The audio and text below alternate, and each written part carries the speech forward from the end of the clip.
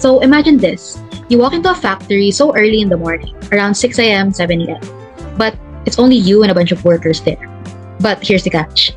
Machines are already humming. The line is already moving and products are basically rolling out. And that's basically automation at work. And this, Eurekans, is what we'll talk about in today's video lecture. So before we delve into the topic, let's take a look at our objectives. So first, we'll understand what automation really is and how it works. Second, we'll also look at both of its advantages and challenges, or in other words, benefits and drawbacks.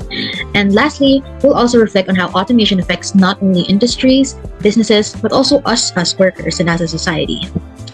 To give you a general idea, automation is the use of machines and technology to perform tasks once done by humans, especially the routinely ones. In other words, it's also called mechanization. And so at its core, it's about using machines to handle straightforward or repetitive tasks that humans used to do. Why? Because precision is at a premium. When you need thousands and thousands of identical parts or products, machines deliver that accuracy, stability, and speed that human hands can't always match. But what machines can exactly do? And so we should think about what I said earlier, about the machines behind that humming factory.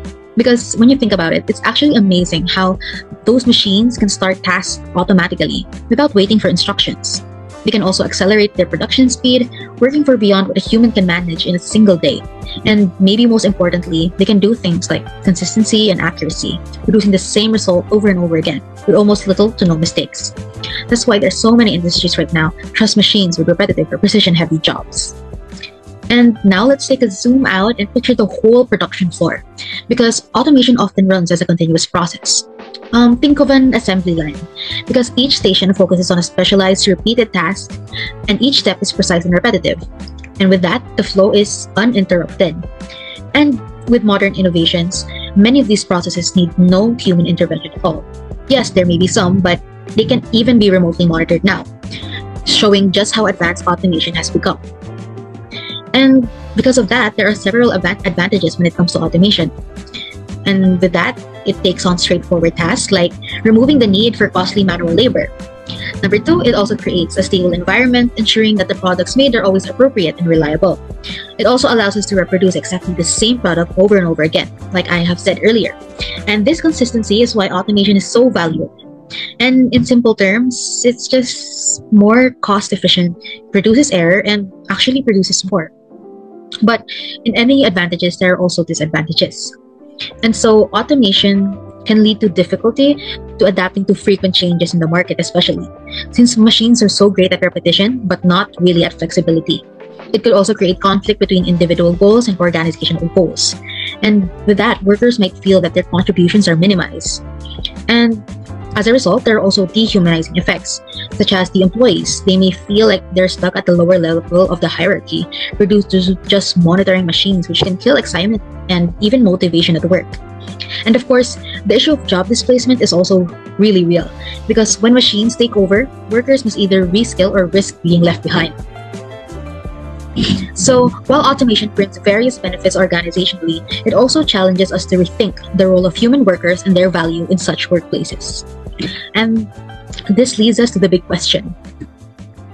Are we using automation to empower workers or to eliminate them? So, if used well, yes, automation can free people from the boring, repetitive tasks and give them space to focus on creativity, problem solving, and innovation. But if used poorly, it risks leaving workers behind. That's why it's so important for businesses who use automation to create an effective strategy that achieves their desired results, yes, but at the same time still values the human workforce by keeping these employees engaged, providing reskilling opportunities, and ensuring that technology empowers rather than replaces people. So automation isn't just about technology humming in the background. It's about progress, people, and balance.